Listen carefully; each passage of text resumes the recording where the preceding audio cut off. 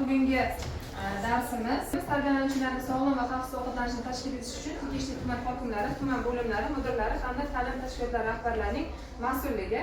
Ya'ni biz bilamizki, sog'lom ovqatlantirish aynan maktabgacha ta'lim tashkilotlarida bolalarimiz o'sha sog'lom va vitaminga boy bo'lgan oziq-ovqat mahsulotlarini ta'minlanishi kerak. Bu uchun viloyat hokimliklari va tuman shahar hokimliklari tomonidan oziq-ovqat mahsulotlarini yetkazib berish bo'yicha tadbirlar olib boriladi ishlar va viloyat tuman hokimlarining farmoyishi bilan har oyda, ya'ni ketma-ketlikda o'sha oziq-ovqat mahsulotlarining narxlari belgilab beriladi.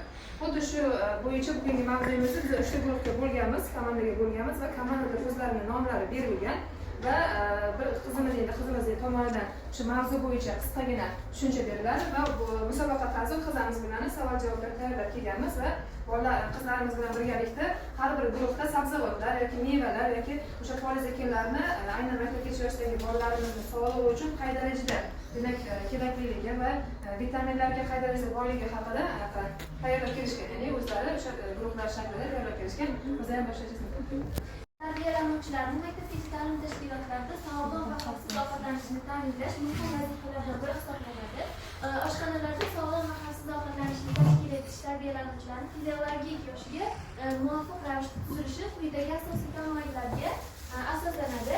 Birinchisi, yoshga mos menyu tuzish. Har bir yosh guruhining fiziologik ehtiyojlari turlicha bo'lganligi sababli ularda ovqat tarkibi, ularning hajmi va ovqatlanish soni shu ehtiyojlarga qarab moslashtiriladi. Masalan, maktabgacha ta'lim yoshidagi bolalar uchun yumshoq, hazm bo'lishi oson, vitamin va minerallarga boy ovqatlarni tavsiya qilinadi. Ovqatlanish rejimi. Bolalar va o'smirlar uchun ovqatlanish tarkibi qat'iy belgilanishi kerak.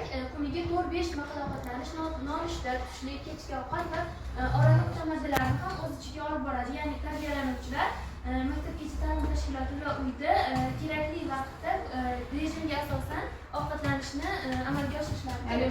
Bu guruhimiz demak kayfiyat guruhi. Kayfiyat guruhimizdan demak sizlarga sabzavotlar, ya'ni poliz ekinlar tushgan. Poliz ekinlarimizni qanaqa vitaminlar borligi va foydali tomonlari haqida gapiramiz. Kim gapiradi guruhda?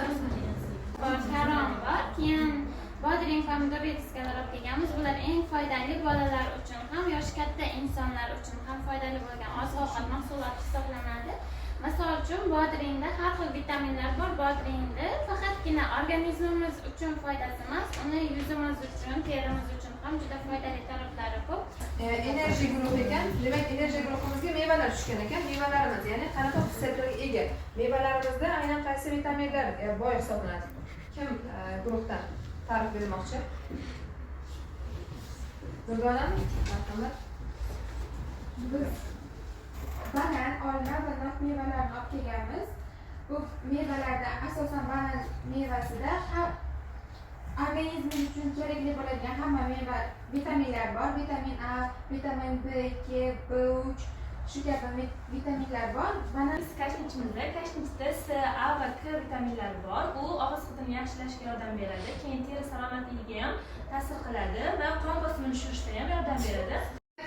Endigi navbatimizda bu har bir guruhlarimiz o'zlari tayyorlagan krossvordlarimizga, ya'ni bir-birimizga, ya'ni boshqa guruhlarimiz orqali bir-birimizga almashgan holatda o'z krossvordlarimizni demak ishlaymiz va bu hazm bo'ladi. Ya'ni bolalarimizni sog'lig'i uchun yengil hazm bo'ladigan tamaddi, ya'ni mahsulotlar, salatlarni tayyorlashimizni aytgan edik.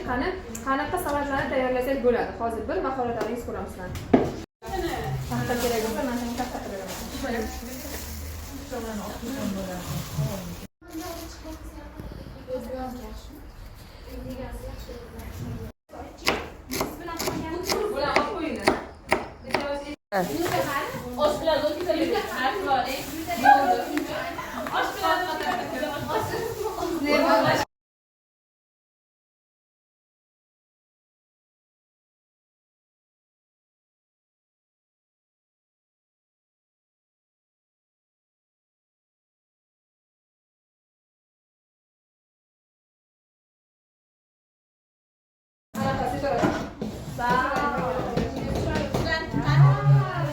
Demak, mavzuyimiz shulardan iborat edi. Bugungi tayyorlangan demak darsimiz ajoyib va qiziqarli tarzda o'tdi.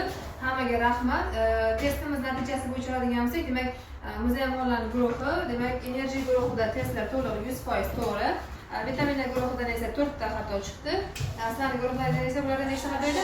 3 ta xato chiqdi va krossvordlarimizda ham, demak bu guruhimizda bitta xatolari bularni bitta edi, sizlarnikida ham bitta, sizlarnikida ham 100% to'g'ri bajarilgan. Yaxshi, demak, hamma guruh, demak, unaqa darsimiz uchun ajoyib tarzda qiziqarli tarzda tayyorlanib kelgan.